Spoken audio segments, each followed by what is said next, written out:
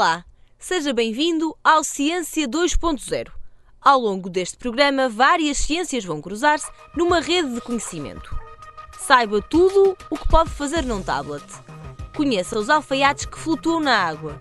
E ria connosco enquanto descobre a probabilidade de ganhar o Euromilhões.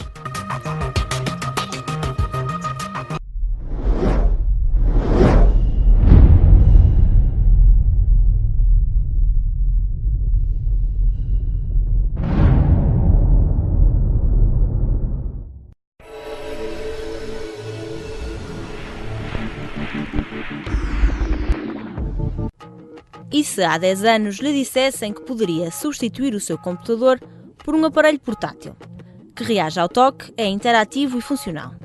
No mínimo duvidaria, mas hoje em dia isso já é uma realidade. Os tablets chegaram ao mercado português há cerca de um ano e estima-se que até ao final de 2011 sejam vendidas 322 mil unidades. Os preços elevados não intimidam os compradores, mesmo em tempos de crise. A nível de preço é muito competitivo, comparado com computadores. Tem uma interface muito bom e tem uma interface de touch. E o que é muito mais intuitivo, há várias experiências a mostrar que até para crianças, tanto para crianças como para pessoas mais velhas ou para pessoas que não têm tanto contacto com computadores. E, portanto, mais fácil de usar, mais barato, mais bonito. A utilização como biblioteca portátil, banca de jornais, consola de jogos, plataforma de navegação na internet e acesso a redes sociais é a mais comum atualmente. Mas estão já a ser estudadas pelos especialistas novas funcionalidades para estes aparelhos. Os tablets oferecem uma interface muito potente para um tipo de utilização que muita gente, a grande maioria das pessoas, faz da internet, que é o web, portanto, o surfar na net, o e-mail e Facebook e as aplicações de contacto social. E jogos. O futuro vai ser muito, além das aplicações tradicionais de web e de jogos, vai ser muito este tipo de aplicações de monitorização, de controle, também, por exemplo, com o mesmo controle da casa, como uma interface para ver o estado das janelas, o estado de segurança, ver alarmes, visualização de pessoas, de familiares ou de crianças. Os tablets são já uma presença comum numa viagem de comboio, numa sala de reuniões ou nos corredores de uma faculdade. Estes aparelhos estão a invadir o nosso cotidiano e prometem revolucionar a tecnologia.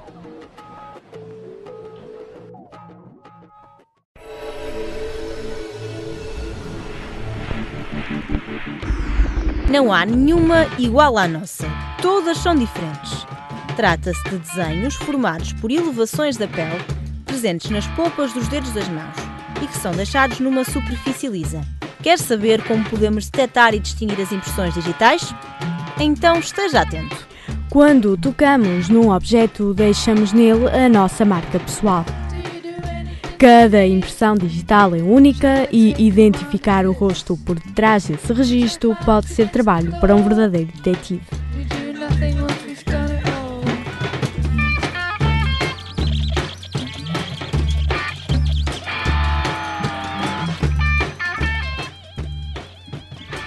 Após a recolha de impressões digitais, há que encontrar uma série de pontos característicos. São estes pontos que ajudam a identificar as impressões digitais. Precisamos de encontrar as interrupções na continuidade das cristas dermopapilares para distinguir as impressões digitais umas das outras. De seguida, estes pontos são sobrepostos para que as impressões digitais sejam comparadas com um elevado grau de certeza de correspondência. Mas, afinal, por que são tão importantes as impressões digitais para a ciência forense? As impressões digitais são uma das técnicas de identificação de maior grau de importância possível. É das mais antigas, ela começou na Europa no início do século XX, não é por já ter muitos anos, não é por ser das mais antigas que é das menos válidas, antes pelo contrário. Por exemplo, as impressões digitais têm a capacidade de discriminar gêmeos univitelinos e as análises de DNA, do DNA regular, não têm. Apesar de já não ter uma técnica recente, a recolha e identificação das impressões digitais continua a ser determinante para a investigação criminal.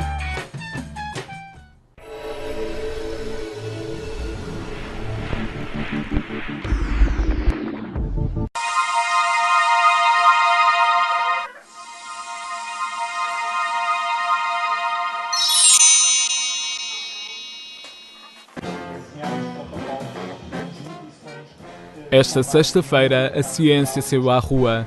As experiências dos cientistas deixaram os laboratórios para se mostrarem à comunidade. Trata-se da Noite Europeia dos Investigadores, uma iniciativa promovida pela Comissão Europeia desde 2005. Este ano, várias atividades animaram simultaneamente 320 cidades de 27 países, atraindo a atenção de miúdos e graúdos, especialistas e leigos. A Noite Europeia dos Investigadores é uma iniciativa europeia que decorre em todos os países. Portanto, e o objetivo principal em todos estes eventos é permitir que o público e os investigadores, portanto, as pessoas que estão por trás da investigação, possam conviver e desmistificar um bocadinho a ideia que as pessoas têm de que os investigadores são pessoas de laboratório, não é? Portanto, e mostrar que também têm outros interesses. Na cidade do Porto, a noite começou mais cedo. Durante a tarde, vários investigadores estiveram disponíveis para responder às questões dos mais curiosos. É uma maneira deles contactarem connosco, investigadores, verem o que é que nós fazemos, ver que somos pessoas normais, que fazemos apenas outro tipo de atividade, mas que interessa para a vida deles. Falar em ciência e em investigação é falar em coragem. Assim, também esta iniciativa se encheu de adrenalina. Desportos radicais como o slide ou a escalada fizeram as delícias dos mais jovens. Sem dúvida é com este tipo de atividades que motivamos os jovens para a ciência, a estudarem mais, a ser melhores alunos, porque podemos de alguma maneira moldar o futuro, por que não? Com o cair da noite, os senhores de bata branca deixaram a química, a física e a engenharia para se dedicarem a uma outra área, a música.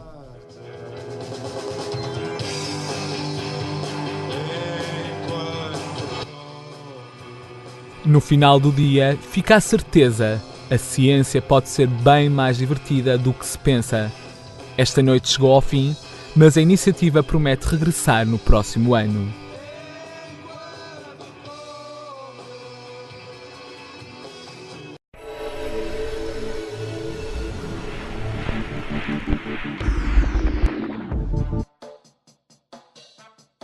Já ouviu dizer que se estiver a falar ao telemóvel numa bomba de gasolina pode fazê-la explodir? Será mito ou verdade? O Ciência 2.0 esclarece.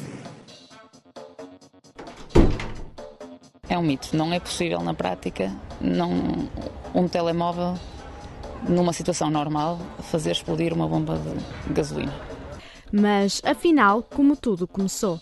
Há na internet vários filmes no YouTube e às vezes foram mandados também em attachment aos e-mails há mais tempo já. E há vários blogs que discutem isso, registros de pessoas que dizem que viram isso acontecer. Mas não existe nenhum registro oficial. O valor de máximo radiado para um telemóvel não é uma coisa que se possa diretamente mapear num risco de explosão. A única coisa que poderia acontecer eram faíscas de componentes.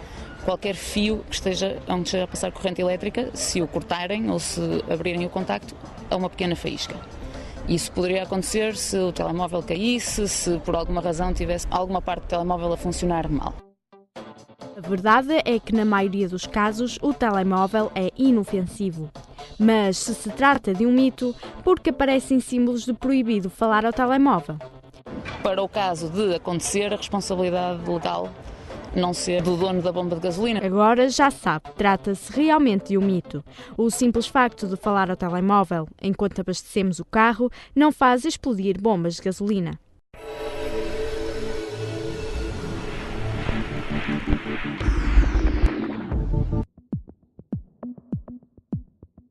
Hoje vamos ainda falar de alfaiates. Não são estes. Ora veja. Os alfaiates são insetos que se distinguem pela capacidade de caminhar sobre as águas. Fazem-no tirando proveito da tensão superficial da água.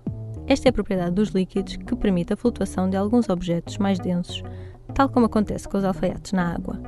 A verdade é que, para além da sua estratégia particular de locomoção, pouco sabemos sobre estes animais. Afinal, quem são os alfaiates? Os alfaiates dentro dos insetos pertencem ao grupo chamado de hemípteros. A característica que eles têm, que dá origem a esse nome, é terem as asas anteriores compostas por duas partes, uma parte endurecida e uma parte membranosa, portanto mole. O hemíptero significa meia asa, que vem dessa divisão. Os alfaiates podem ser considerados como um grupo com poucas espécies, tanto a nível global como na Península Ibérica. Em Portugal, existem meia dúzia de espécies pertencentes a 2 géneros diferentes. Os alfaiates têm um ciclo de vida com um desenvolvimento através de ninfas, não larvas, mas sim ninfas, em que o que acontece é que depois do ovo sai uma primeira ninfa e à medida que vai crescendo vai fazendo mudas e desenvolvendo as asas progressivamente. Na última muda desenvolve definitivamente as asas e tornam-se capazes de se reproduzir. No entanto, nem todas as espécies apresentam asas, e é a presença destas estruturas que condiciona o tipo de dispersão utilizado pelos alfaiates. As espécies aladas podem voar e colonizar massas de água isoladas como charcos e tanques. Já as espécies que não possuem asas limitam-se a dispersar pelos cursos de água. Alimentam-se de pequenos insetos ou outro tipo de invertebrados que caem à água e que não conseguem imediatamente soltar-se da superfície da água. Os alfaiates sentem as vibrações que esses organismos produzem na superfície da água e dirigem-se para lá. E eles têm peças bucais picadoras, ou seja, alimentam-se de líquidos, furam a superfície do corpo do inseto ou do outro organismo que estiver à superfície da água e sugam o interior, e é normal ver vários alimentarem-se da mesma presa. Os alfaiates podem ser predados por peixes que os vejam debaixo d'água e que os ataquem, digamos assim, e provavelmente protegem-se um pouco disso vivendo em grupos. Acabam por ter um certo efeito de confusão do predador. Aves e até anfíbios como rãs poderão alimentar-se, ou cobras d'água eventualmente. A natureza sempre serviu de fonte de inspiração para os mais variados avanços tecnológicos. A capacidade de andar sobre a água dos alfaiates não passou despercebida aos investigadores. Estudos recentes revelam que estes animais dão uma mãozinha à tensão superficial, apresentando o corpo, e particularmente as patas, revestido por pelos microscópicos capazes de formar... O Ciência 2.0 volta para a próxima semana com um debate sobre a construção de barragens no nosso país. Entretanto, visite-nos no nosso site em www.ciencia20.eu. Até lá, fique bem!